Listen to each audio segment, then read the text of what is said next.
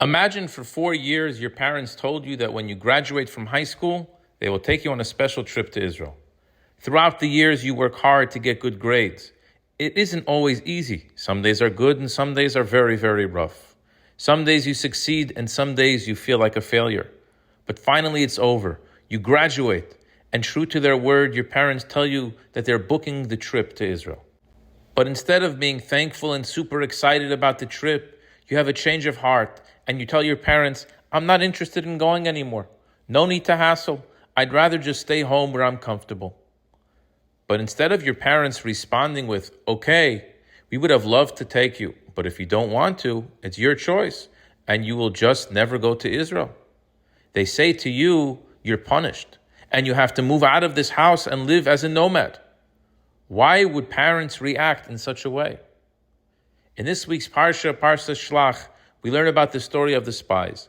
Moses sends 12 spies to the land of Canaan with the mission of reporting back what they see there.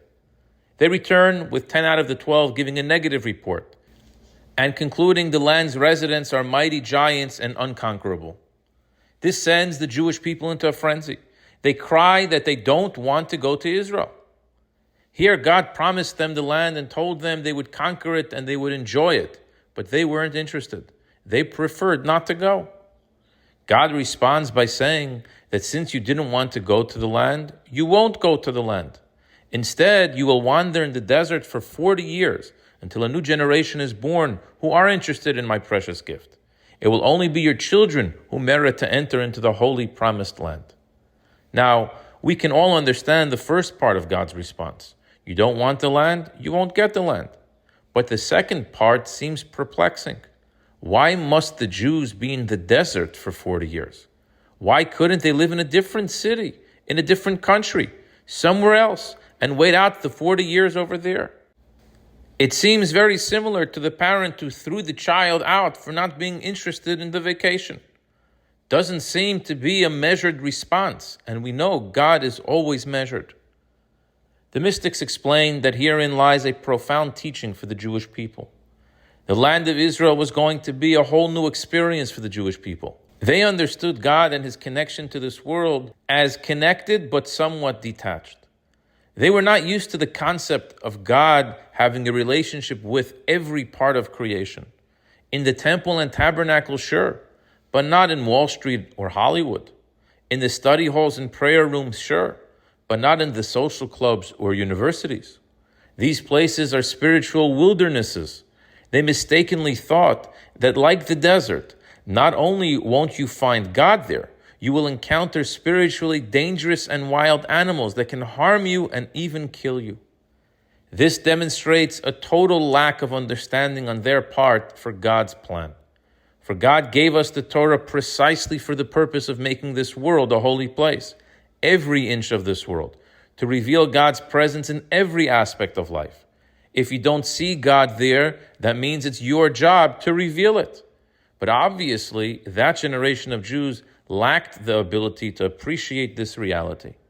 So God says, okay, if you're not ready for the big leagues, that's fine. You won't be promoted. But now we must plan for the future. The next generation must understand what the objective is in order to transform a most desolate place and make it spiritually inhabitable. This is a national responsibility, not only an individual one. The living in the desert was a 40-year natural exercise regimen that we, the Jewish nation, must commit to in order for us to move on to the next level. We must prove to ourselves that we've mastered the art and built the skills to transform places of darkness to light. We can handle the dangerous animals when they present themselves. We are well trained. After a generation was raised in this type of atmosphere, we were ready to move up and make it to the next level of revealing God's presence in this world.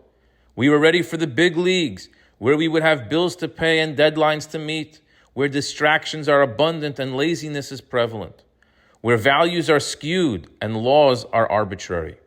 Even here, we can and must reveal God's holy presence.